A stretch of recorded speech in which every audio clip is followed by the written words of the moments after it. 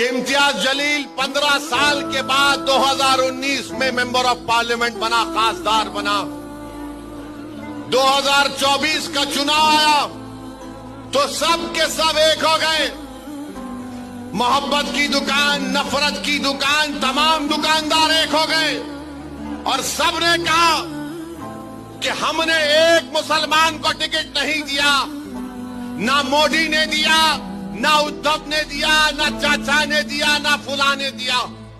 सबकी एक ही ख्वाहिश थी कि कुछ भी हो जाओ महाराष्ट्र के 11% मुसलमान का एक एमपी औरंगाबाद से जीतकर पार्लियामेंट में ना जाए।